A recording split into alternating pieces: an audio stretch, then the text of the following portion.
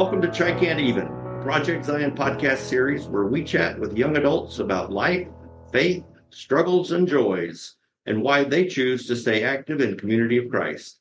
I'm your host, Blake Smith, and today I'm really excited because I'm down at Bluff Springs Campgrounds, which is the campgrounds where I grew up, and I am with a young adult who is just absolutely on fire, and his name is Ethan Mitchell, and I'm just really glad to have him here with us. Welcome, Ethan. Thank you so much for having me. I'm so excited. Well, Ethan, we like to start off these episodes because we know that all of our listeners won't know who you are. So we'd like, if you wouldn't mind, to tell us just a little bit about yourself so we can get to know you better. All right. So who I am now, I'm Ethan Mitchell. I'm 24 years old. I turn 25 next month. This year I will be starting my fourth year as a high school band director. And it's been going wonderfully. I teach over here in Florida. I went to the University of Southern Mississippi, where I got my degree in music education. And I've been an ordained teacher for 7 years. I was ordained the day before I went to college. And then my favorite Christian artist is Jonathan McReynolds. And my favorite show on Netflix is I Think You Should Leave. I think you should what? I Think You Should Leave. That's the name of the show. Well, we won't get into that. I was going to ask you what that's about, but I'll have to look that one up. Now, I have to ask you a question that's not in the ones that I told you about, but I'm just listening to you, and I've been talking with you all week, and I didn't realize. So you're from Crestview, Florida, yes, right? And you went to Mississippi to college, and you don't have the deep Southern accent. It's everybody else. I know. It's how did that work? It's just because I think it's because my mom's from up north. And so like I didn't have it real bad. You're not hearing it in the house. And so, I turned out okay. Now it gets worse. Like when I go to like spec or something, and I'm gonna bring it out on purpose. Okay. Well, I just wondered because I married a woman from the Midwest, and she has worked for 37 years to get that worked out of me. So I was just wondering how who did it for you, and how did it happen so fast? Well, again, it's great to have you with us, Ethan. I want you to just tell us a story and just kind of go through stages of life and how you got to this point. So what was church like for you as a child? And so I saw a question and I said, I feel like I really need for someone to understand me completely. I think to understand, I got to tell the whole story. So I wanted to tell you a little bit about my family, just so you know where I'm from. My mother's family is a pretty large family in the northern part of the church. Lots of cousins up there. Roger Rose, lots of guys up there. Those are all my cousins. My father's family is a very large family from the south that's also in the church. We've got a lot of Barnes cousins down here. And they met at Graceland in the 90s. And then just so also I like when I had my evangelist blessing and talk about this deep heritage that I had with the church. But I feel like the best part about growing up in the church as a child was all of my best friends, my cousins, were all with me, and they're still my best friends to this day. We all got called to the priesthood around the same time. We all worked together, and so they're also my roommates right now. And so I grew up with a whole church family taking care of us, as well as best friends and real family, because we were half of us were related. We're all cousins somehow. We find that in the South. We're all cousins. And everyone took care of us. And so just for an example, I tried to do sports. As you can see, I'm a band director, so the sports didn't really turn out. I'm with you there, brother. So I was on a city league basketball team, and my dad's a massive man. He's 6'6", and he played basketball growing up, and so he was going to be my basketball coach. And my best friend from school was going to be on our team, so he drafted our team 9, and 3 immediately quit, so we only had 6. And then in the first game, one guy rolled his ankle, so then we only had the 5, which is what you play with, and then we had one guy that wouldn't come regularly. And so it gets to be this point in the season. I think I'm like 10 or 11 years old, and I'm playing the city league basketball team. We're 0-7. We have not won a single game, and we were so bad. And we tried, like, some games were close, some games were not close at all. And my dad went to the church and was like, the whole team, he told them, which is the truth. We were all 10 years, 11 years old, and you lose 7 times in a row in City League basketball, and you feel pretty bad about yourself as a kid. And so my entire congregation came to our last game. We had about 25 people from our congregation there, so most of them, and they cheered for us. They went, "Yay, Ethan!" when I got the ball, and they didn't make too many like wincing noises when I airballed my threes or anything, but we didn't win that game either. We were 0-8 for our City League team, but I learned a lot from that particular. That's one quick moment that tells you. But then we had other congregation members who really just took church family and meant it, and you talked about them as well. But Jake and Della from my congregation were huge for that. They so before I was there was all of this wonderful work that they did with the senior highs and the junior highs, and they did all these fun trips, and we had Solid Rock and all this wonderful stuff. And as I was growing up, it was slowly, it was kind of going away, but when I got older, but as a child, I was still very much prevalent. And what they did is every Sunday, I had a sister, or I have a sister, I should say. I have a sister and a brother, and my cousin as well. But every Sunday, Jake and Della would pick one of us and make sure it was individual, almost never both, and take us out to eat separate and talk with me about what I liked, which was probably Transformers and monster trucks. Then they would take me out to their house, and we would work in the workshop. Like they had a wood shop, and we would work in the workshop for a couple hours, and I would get to build something, and he would show me how to use the tools and how to really, just talk to me about life, and just so many good examples I got from that, just how to be, like how to exist as a person. And then like there was once they knew I like spicy food, and I still do. Love spicy food. And they took me inside. I went out there. We picked tomatoes and jalapenos from their garden. Went upstairs and we made salsa, homemade salsa. And I got to take a jar home. And so there were these people in my congregation that just kept taking care of me as a kid.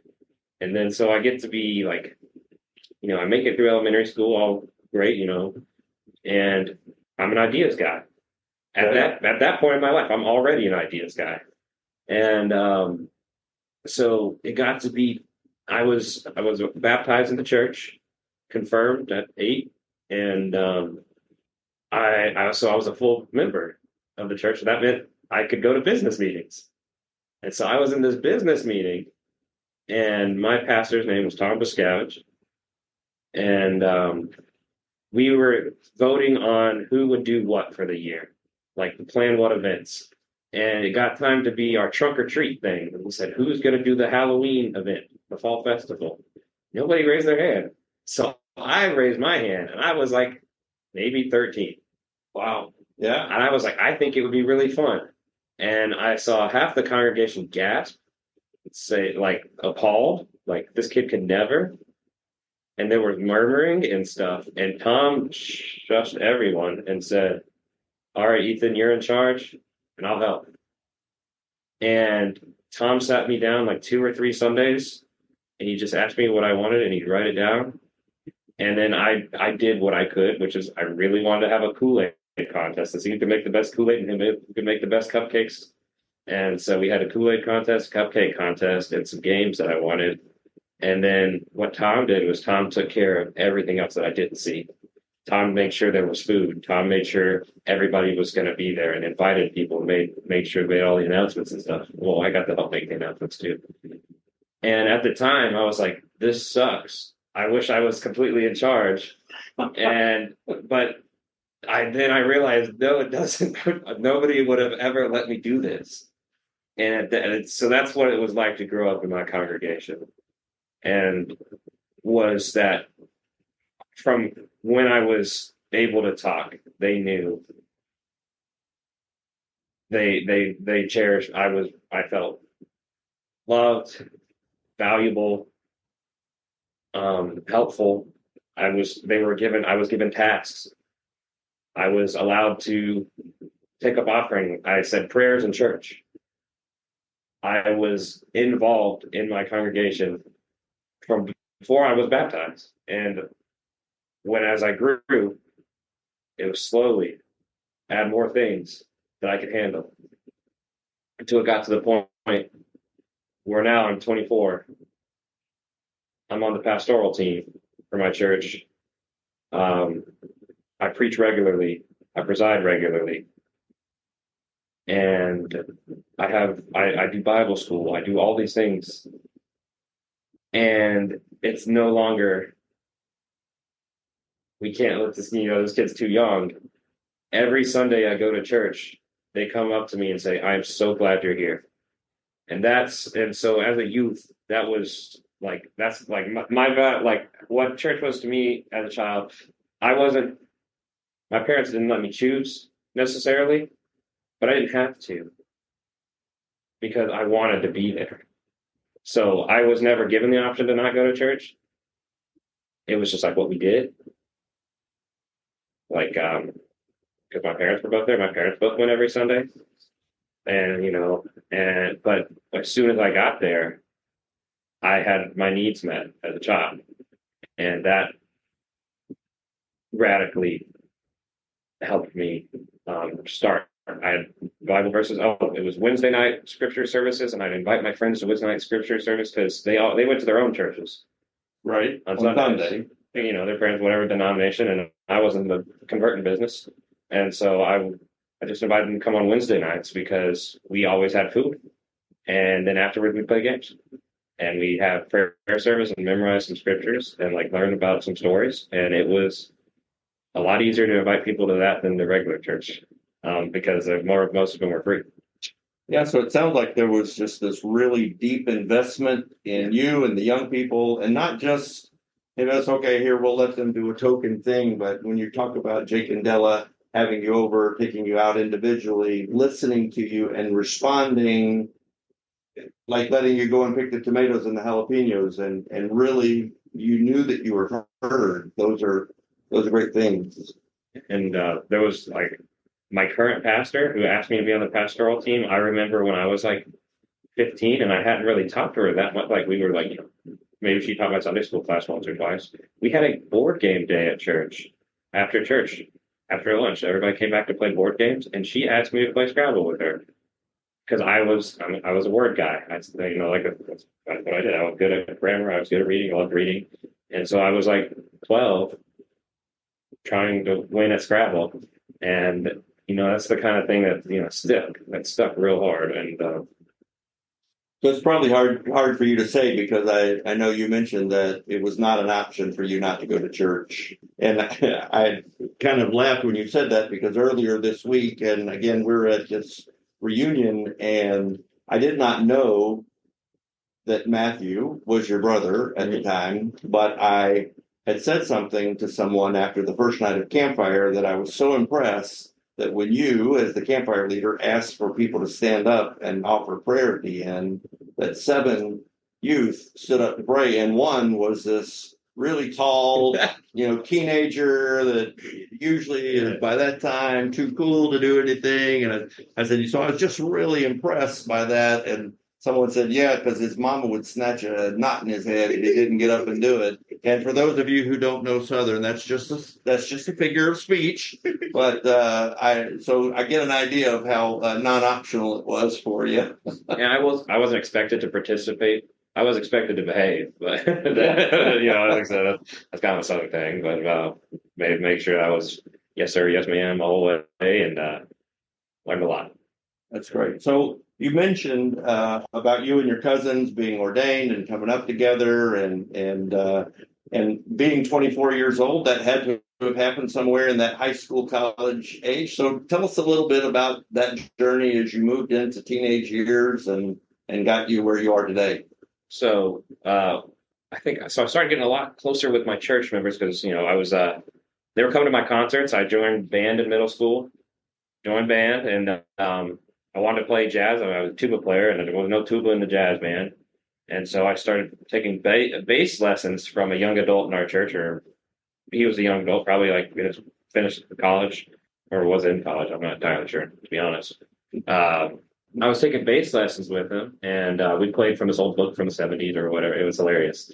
Um, so I started taking these lessons. I started doing band, and so I got really involved in just high school in general, and but also really involved here. We start camp at the completion of third grade, not at the completion of sixth grade. So we had junior camp, third, fourth, fifth grade, and so I went my third grade, fourth grade, fifth grade year. All the third graders go with their mama on the second day, but at the end of it, they have a great time. Um, Middle school, same thing, sixth, seventh, eighth, and that's the first time I ever brought a friend to camp. The one time I got somebody to go. I have a great testimony about that, about being left. I actually got left in a thunderstorm. Oh my gosh. So we had a wilderness camp, which was out in the wilderness, Right? no technology and no cell service. And we go on a canoe trip every year, and it was time to leave for the canoe trip, and I needed to step to the restroom, and I stepped to the restroom, and even my friend that I brought from high school or from middle school forgot I was there. And they all drove a mile and a half off and left me in the middle of the pouring awful thunderstorm. And I couldn't do anything but repeat to myself. I was terrified. So I had a mantra. I was, God will protect me. And I was like, I was running in this rain through this forest, through the woods. And eventually they found me. And I've never seen somebody look more embarrassed than that kid. But I bet. anyway, and so I'm going through camps. I'm having these spiritual experiences. I started those wilderness camps as that's when I started to figure out that I could probably sing a little bit. And then so they had me lead campfire at like 14 at those wilderness camps because nobody else could sing, and or at least was willing to sing. And so I could be high school and going through my camps, and so I'm an ordained teacher. And part of my gift is the ability to see into people and like feel just like kind of empathy, And I would call this the first instance of me. I was not ordained at this time. I would say the first instance of me fulfilling my office of teacher. I was probably 15, and the Spirit came on to me in such a way that I could not pray for people. And so there's about 16 to 20 people. There were about 50 people at this camp, and I think I prayed for about 20 people individually. I would just walk around and just because I was so moved by the service, that the campfire service we had just had. I prayed words that I didn't know they needed to be prayed for. I didn't know. I didn't pick people I was praying for except my best buddies. But even then, I didn't know everything that was going on. And like I said, and people, I don't know how you were praying. He said just the right words.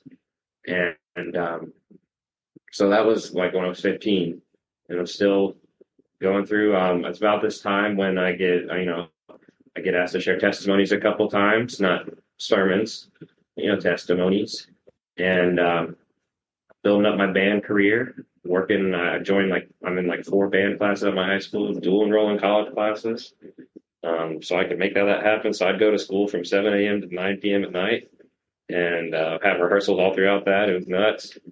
Tell you the truth. And my parents just loved me and supported me, and get to be. So I'm a summer birthday, so I turned 17. Then I started my senior year, so I didn't turn 18 until after I graduated. And so I turned 17, and I get to be my senior year of high school, and I'm trying to figure out what I'm doing with my life. I didn't know what I was going to do, and then at this point, I was like, all right, I'm going to go into music.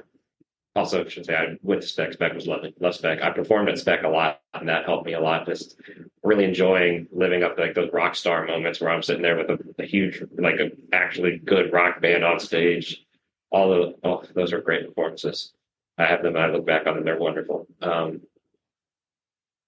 So I was 17, and my pastor pulled me back and none of my friends had gotten called yet, but I was the first. And they said, we were called to the office of teacher. I said, we don't have any of those in this church. What is that? We didn't.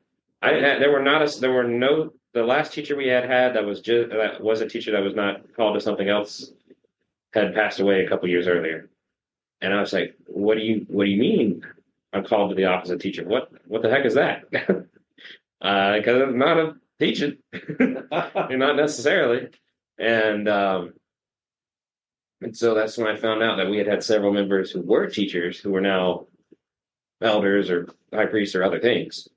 And so I started going through my temple school classes. This is all during my senior year of high school.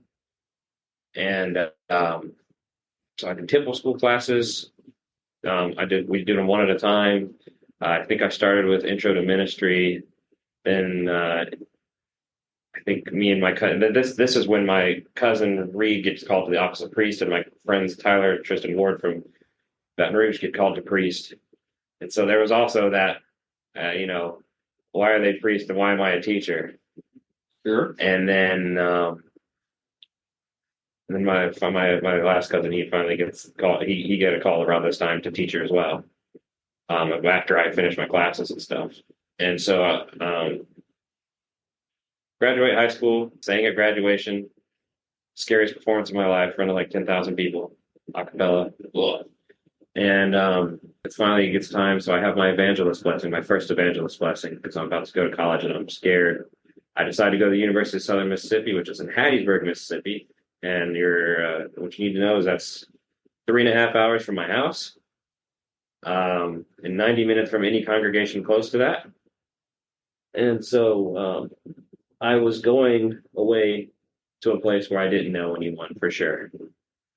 And so high school, graduate, get called.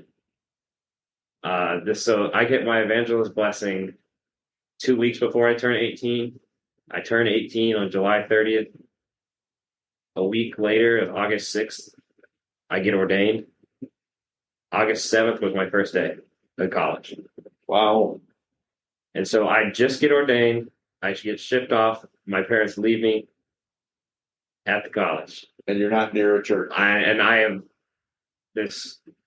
No church nearby. I was given one name to find that was a member of the church that lived in Hattiesburg. Never found him. I tried. I tried. Wow.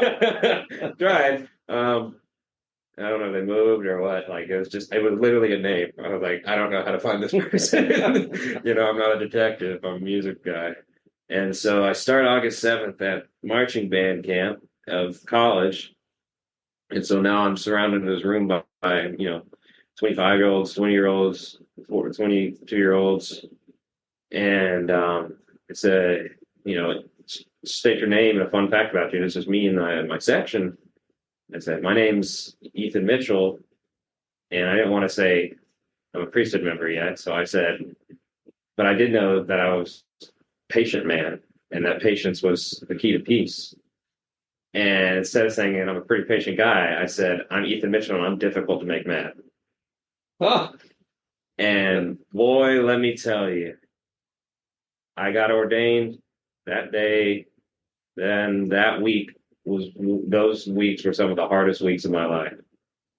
How was that?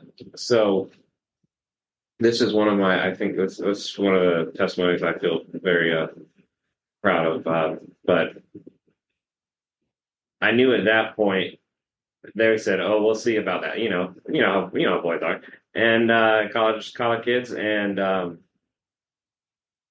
can't say it was hazing because we were in a group. More like bullying, which was weird than adults, but it was more just picking. It was more like a test, because I wasn't slighted. They didn't. They were like not a friend or anything. Like we still hung out, but so it started. It's right here, like in between my bicep and tricep here on my arm. Mm-hmm. Every time they walked past me, every single person in the section was to punch me in the arm. Which you think, that's okay. That's meaty part. But after a week, my arm was purple and yellow. And just to see if they could get you mad. And I knew at that point that what I felt was Jesus turned the other cheek. I am not going to show them. I'm going to win. Me and my faith are stronger than this. And then I lost my name, and I got a lot more explicit names for several weeks. And then it gets to be game days, and we determined that game days were not we, but they determined game days were slap Ethan on the back of the head for good luck day. And so, all this time we were having monthly dinners, tuba dinner, and we acquired steaks. That was an interesting story too. But we'd show up. I'd make it a little dessert, and they found out very quickly that I was very serious about not drinking and not doing anything. They tried to slip me stuff, and I was smart, unfortunately for them. Never worked. And they would ask me about this. It's like, I'm ordained at my church. They're like, no way. And I was like, I am. And it gets to be October, and we're about to eat. And my section leader who's agnostic, atheist, Ethan, I think you should bless the food. I said, what? I think you should bless the food. And everybody looked at me, and like, there's kids with, there's not kids, so there's adults with beers and stuff. They're like, we want you to bless this food. And I was like, okay. Like I see where we were going with this. And it was, I learned that I didn't have a congregation, but that's when it was made so obvious to me that my job as a teacher was not to peacemake in my congregation. Wherever I was, that was my congregation. My marching band, that was my congregation. Those guys, that was my congregation. I was in a music fraternity, my congregation. So find me off for anybody that wanted to know. That was my congregation. And anytime somebody needed prayer, I would offer. Was it often? No. But I can tell you this much. I got a call. Well, my best friend stopped partying as much. He said, I think I'm getting too old for this. And and so we would go, and he would sit with me, and we wouldn't do it. Like, we'd hang out. And then I got a call a couple of weeks ago from my roommate, one of my roommates I had in college, and he's since gotten married and has since been hired by a church to be a music director and organ player. He's phenomenal. And he was not raised in any churches. His parents, it was very interesting. He had a funny life. But he called me and he goes, Ethan, you were really the guy in college. And I said, what?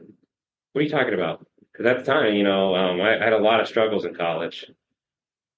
And it's like, because mental health was bad. Mm-hmm. Mental health was bad. I counseling for 4 years. It was rough. Medicine, stuff like that. And so I didn't.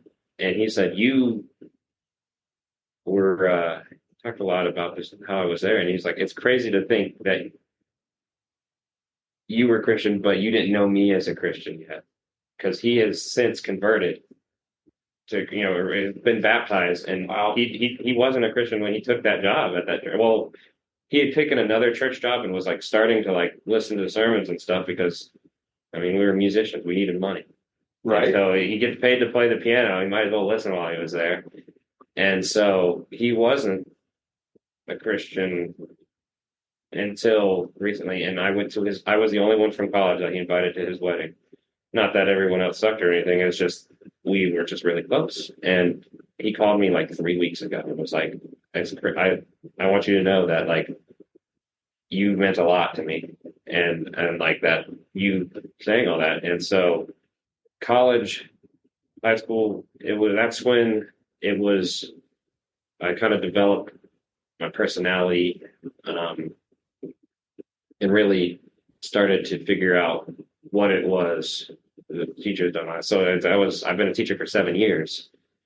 So, I just kind of started scratching the surface, and I hadn't even gotten really into faith at that time yet. That's something that's kind of come in the last couple of years too. You know, I was a believer and all, but I'll talk about that eventually.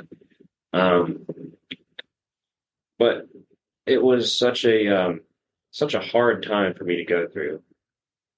I never got to make it. You know, Saturday night football games were tough on going to church on Sundays, and then being poor, college boy. I remember months there was peanut butter jelly month or peanut butter jelly weeks, and paying gas to church was enough for me to not go. And then you throw in COVID, and I was participating in more services once COVID started because I could Zoom had been made readily available to all college students. And so people asked me to be in services, and like I was in mission center services, I was in my home congregation services, I was in other people's services, and we did the Next Faithful Step thing for a while.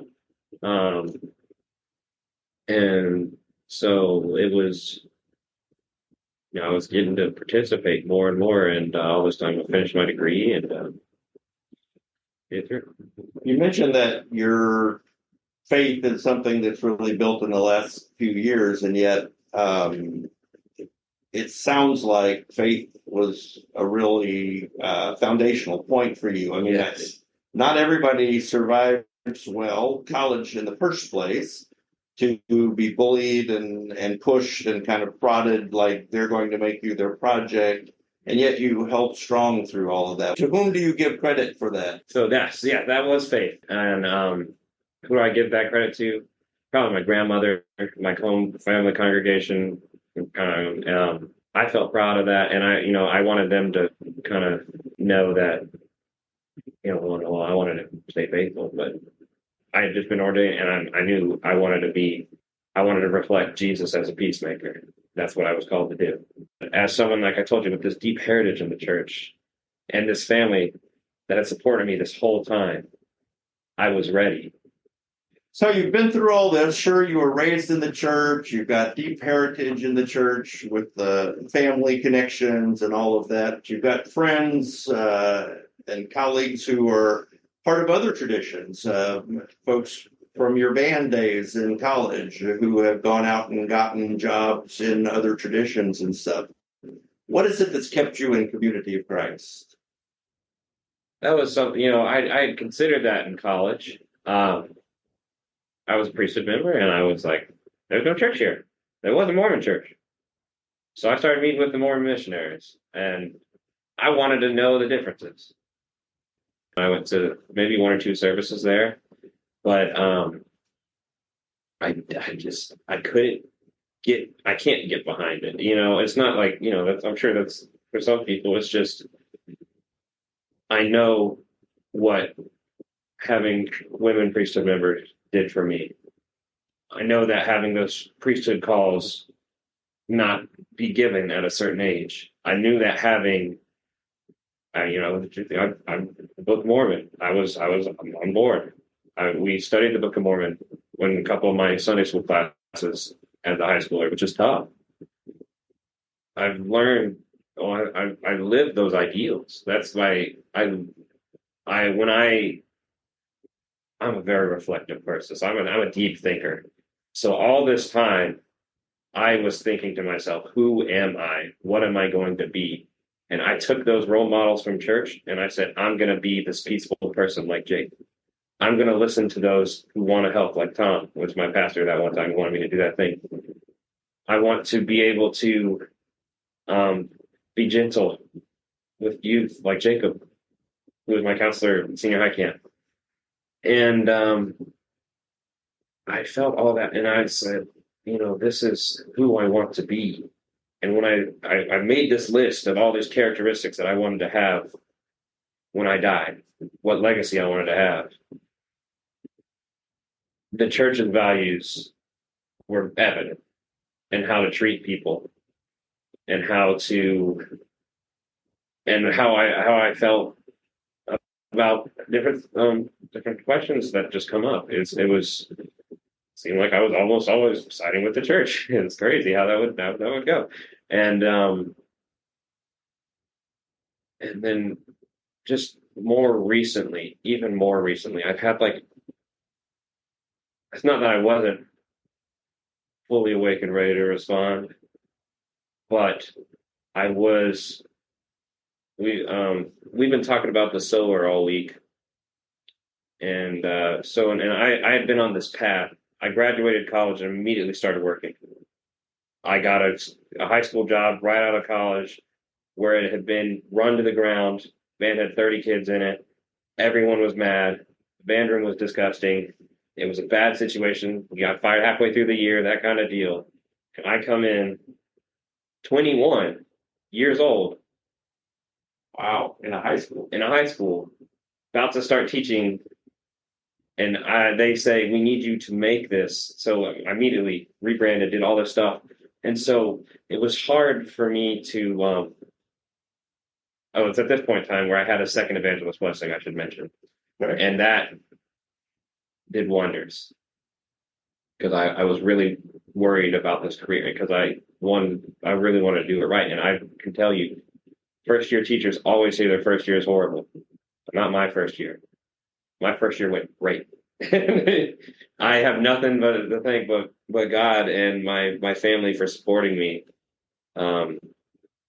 It went so well, and the job went well. I've grown my band now. Next year I have 90 members, and so that's exponential growth in the last several years. But where I was saying is, when I got out of college and through college, college was really thorny. I couldn't grow because of all of these. I was kind of shackled by like depression and like I was having panic attacks every day, and I couldn't grow my spirituality because I couldn't function very well. And then so I kind of the thorns moved off when I started working, but then I was path where I couldn't get anything done because I was working so hard, and I couldn't breathe. Like I wasn't centered. And then I was planning events. I directed 3 men's retreats, and they were very spiritual for most people. I had this feeling after every one. It was like, I didn't, like the deep, like I didn't know if I felt that. I didn't feel it a lot. I started a camp here that we were doing, and I hadn't felt it yet. And then this year, I got kind of slapped across the face with the statement that sunk me in completely, like I said, like a reawakening of spirituality that set me even more on fire. Brother Gary Howard, he's an evangelist in our church, was preaching at the men's retreat this year, which is the first one in a while that I hadn't actually directed. And I had believed all these things growing up. And I believe Jesus died for me. And he looked at us, and I don't know if he was looking right at me, but I felt it. And he said, do you believe that Jesus died for you? Or do you know? And my mind was rocked. I was someone as such a deep thinker as myself. I was gone. Like they were like, we need you to lead campfire. I was like, I can't lead campfire right now. I'm having a crisis. And I completely went back, and I was like, that's what I was feeling. That I kind of believed. I did believe, but at this point in time, that's when I knew deep down. I knew what I was, but as at that point when I was like recommitted myself and changed a lot about how I was living, which not like I was living poorly, but I just started tithing more of my time, spending more of my time in Word and the Scriptures. And both of my evangelist blessings said to study the Scriptures and good books every day. And at that point in my time, I still wasn't, even though they said it twice. And sometimes it takes a few times for us to catch on. And, and I was like, okay, I got it. So I started doing more. And then that's when doors started opening. Weird doors that I would have never expected to have opened. And it could all be coincidence, but it's not. I wasn't ready before for some other thing. And so that's why am I still in the church? It's because this church has been an absolute blessing to me. I love the ideals. I have a poster of the enduring principles in my dining room. I have, I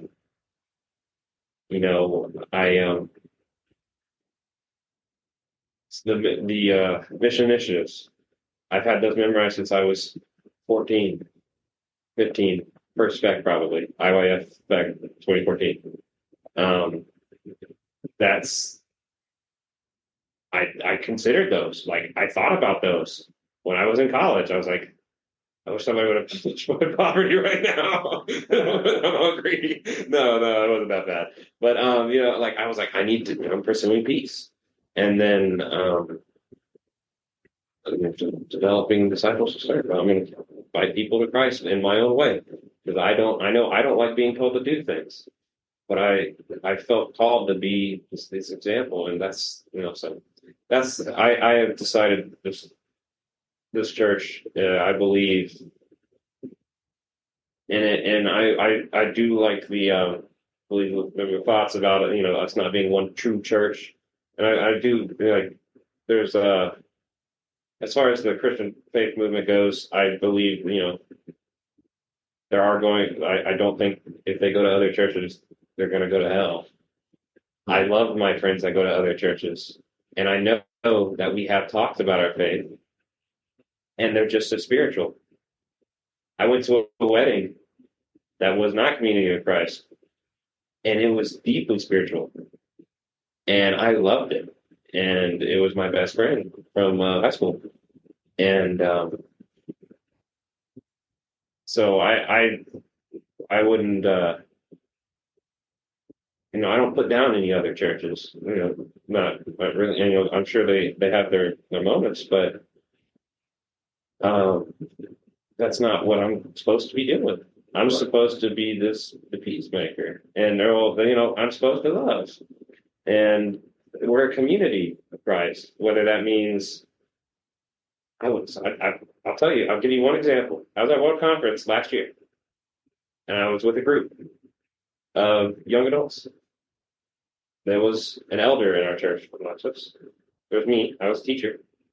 There was a member from another. We were all across the nation. He was just another member, really funny guy, not priesthood, but he was very business. He was in charge of business where he was at.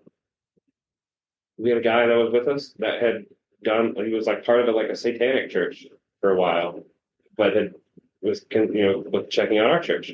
The guys had been with some been on reservations and going through spiritual stuff on reservations, and I was like, this is wild. Here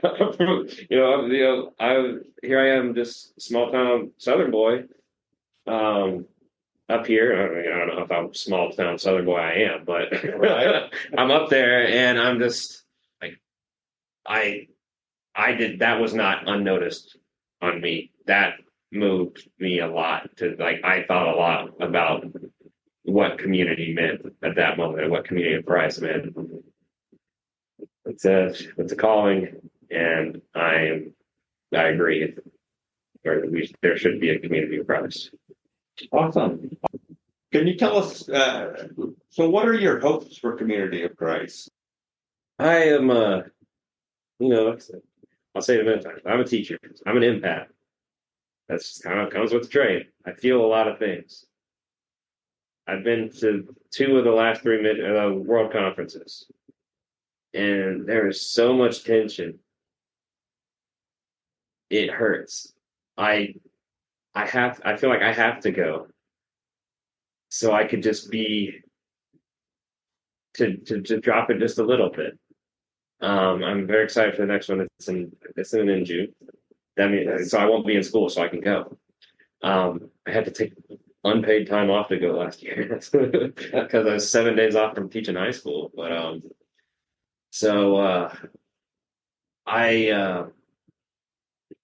where my hopes would be that when world peace, but but even the smaller, just my hopes would be that we get to spend more time together, creating well, to use music terms, to create harmony. And I'm from the South. There's a lot of dissonance in the way and how things have gone. And it hurt growing up. It hurt. We had people walking out of stuff. We had preachers sat down. We had people that are no longer allowed to preach anymore. People that are and you know, it was, as a young man growing up in that young person, it was tough to see such, you know, division. And while I do have my own opinions and stuff, I do appreciate the steps, the document that we have about the safe conversations that the faithful disagreement. And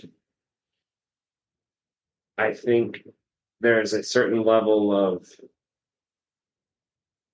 well, I don't want to call it pride, but it's kind of very similar where it's a very, you know, very rooted to you. And if it is rooted to you, that's okay, but it may not be rooted to somebody else. And, you know, we talked about completely different countries. And when that's the case, you're gonna butt heads just because it doesn't match what you're culturally used to. And it's so just my hopes for the church would be that a spirit of peace be with all of us as we talk with one another. And that's my hope within the church, but without outside, you know, within our own church, but also that we are being that peace as a church for our communities. Whether there are churches preaching against us in those cities or churches working with us. I know I'm directing Bible school in a month, and I've had it on my heart to invite our LDS congregation in our town to that Bible school for whatever reason. Been on my heart for several weeks. So I need to call the pastor and invite their people. I'm invite several other just other denominations, because it's not our denomination based. It's just Bible school. It's pirate themed. We've got we're rented a $500 1.5 story water slide that's shaped like a pirate ship. You want to come? What are the dates? And you know, so why would it? It's not an exclusive church. You know, it's an inclusive church, and that means.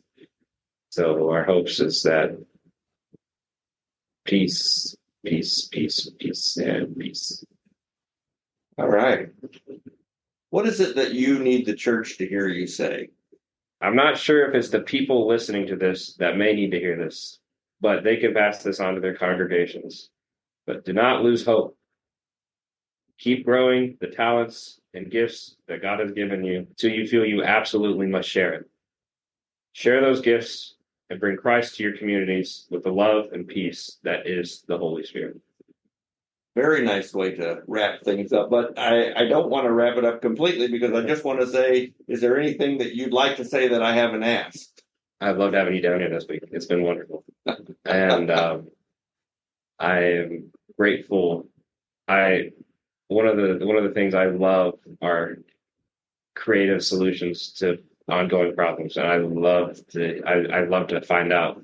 I had no idea that you had the podcast was going on. I knew that there are other podcasts going on, and I was excited to hear that there were people that were part of this community, about this podcast community. That is the community of Christ in itself. And it's a creative way to answer, different callings. So Great. Well, even I can't say thank you enough. It has been a pleasure to be with you this week as well, but especially for you to take the time because you've got some significant roles here at the reunion. And for our listeners who might not, I realize that I've mentioned reunion a couple of times, and we may have some of our listeners who don't know what that is, but it's a multi-generational family camp that has been a part of our tradition for a long time. And Ethan has some roles here at the reunion and family camp that we're at. And so, Ethan, I just appreciate you really taking the time to be here and to watch you in your ministry this week. Thank you. Thanks so much, man. And special thanks to our listeners here at Project Zion Podcast. You've been listening to a Chai Can't Even episode here with Ethan Mitchell, and it's been a pleasure to be with him. And it is a pleasure, as always, to have you join us here at Project Zion Podcast. If you'd like to hear other episodes of Chai Can't Even, please go to projectzionpodcast.org, and you'll find a series drop-down menu in the upper bar. And you can just scroll down to Chai Can't Even, and that's where you'll hear more of these. But also in that list, you'll see all of the other series that we offer. There are over 700 episodes there on the website. Feel free to go through those and join us on Tuesdays, Fridays, and Sundays for further episodes as we move into the future. Thanks for joining us, and have a great day.